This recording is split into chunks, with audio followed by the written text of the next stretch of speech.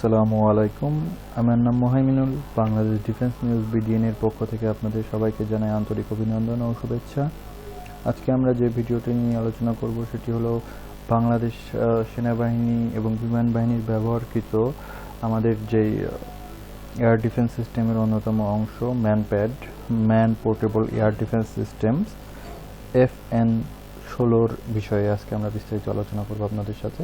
প্রথমেই বলি, FN-16 হলো একটি medium range short range air defence system, যেখানে খুব সহজে আপনি 5-6 কিলোমিটারের ভিতরে কোনো বিমান বা কোনো হেলিকপ্টারকে ধ্বংস করতে পারবেন। এটা সাধারণত একটি মিসাইল সিস্টেম, যেটা মিসাইলটা হিটকে অনুসন্ধান করে, বিমানের ইঞ্জিন বা হেলিকপ্টারের ইঞ্জিনের হিটকে অনুসন্ধান করে বিমানকে আঘাত করতে বিমানকে আঘাত করতে সক্ষম হয়। FM-16 বিষয়ে যেটা সবচেয়ে গুরুত্বপূর্ণ সেটা হলো বাংলাদেশ খুব শীঘ্রই FM-16 টোট সহ ট্রান্সফার অফ টেকনোলজির ভিত্তিতে বাংলাদেশে উৎপাদন করতে যাচ্ছে। বাংলাদেশ সমরাস্ত্র কারখানাতে, বাংলাদেশের যে সমরাস্ত্র কারখানা আছে গাজীপুরে, সেখানে এটি নির্মাণ করা হবে। এই বিষয়ে বাংলাদেশের সাথে চীনের চুক্তি হয়েছে এবং FN-16 যেই চুক্তিটা হয়েছে সেটার আলোকে এই কারখানাতে এই মিসাইল এবং এর যে বডি পার্টগুলো সেগুলো সমস্ত কিছু উৎপাদন করা হবে। FN-16 যেই বিষয়টি সবচেয়ে উন্নত, এখানে এর সাকসেসফুল রেট যেটাকে বলা হয়, যে এর ক্ষমতা, বিমানকে আঘাত করার ক্ষমতা সবচেয়ে বেশি ম্যান প্যাডগুলোর ভিতরে এখন সবচেয়ে উন্নত। সিরিয়া কিংবা ইরাকে এই ধরনের ম্যান প্যাড বহুত বেশি ব্যবহার করা হয়। তাছাড়া বিভিন্ন ধরনের যেগুলা বাইরের কোনো বিমান আমাদের দেশের ভিতরে সরাসরি চলে আসে, তখন আমাদের বর্ডার গার্ড বা বিভিন্ন ধরনের সেনাবাহিনীর কাছে এই ধরনের অস্ত্র থাকলে খুব সহজেই আমরা যে কোনো ধরনের স্লো মুভিং টার্গেটকে বা ড্রোন টাইপের কোনো বস্তুকে আমরা আঘাত করতে পারি।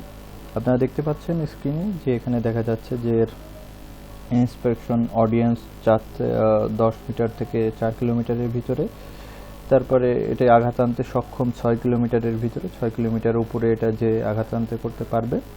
এটা রিয়াকশন রেট 5 সেকেন্ড, মানে এটা ট্রিগারে প্রেস করার 5 সেকেন্ডের ভিতরেই মিসাইল ফায়ার হয়ে যায় এবং এর স্পিড হলো আপনার ম্যাক 8.8।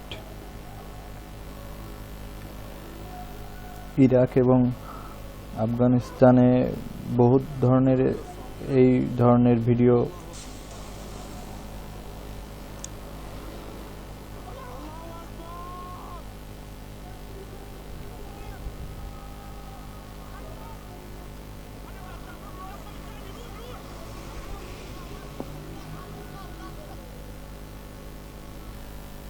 FM-16 মূলত FN-6 এর এক্সটেড ভার্সন।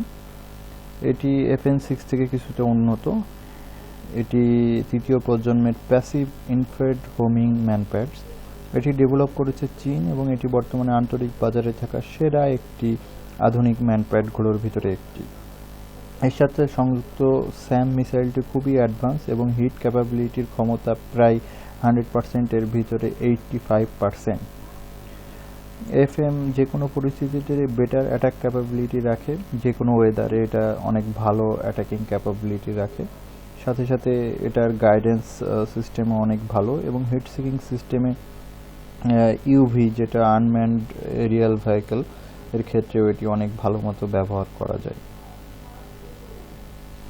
FN-16 এখন পর্যন্ত পৃথিবীর প্রায় 40টি দেশে ব্যবহার করা হয়েছে। গ্লোবাল টাইমস নিউ ইয়র্কের মতে FN-6 ম্যানপ্যাডগুলো কাতার ছাড়াও এখন পর্যন্ত বাংলাদেশ, UAE, সৌদি আরব, পাকিস্তান, তাছাড়া বিভিন্ন আরব দেশ এই ধরনের ব্যবহার করে থাকে। বাংলাদেশ সেনাবাহিনীর কাছে এখন পর্যন্ত সঠিক তথ্য না পাওয়া গেলেও ধারণা করা হয় যে 5000-এর কাছাকাছি এই ধরনের ম্যানপ্যাড মজুদ আছে, প্রায়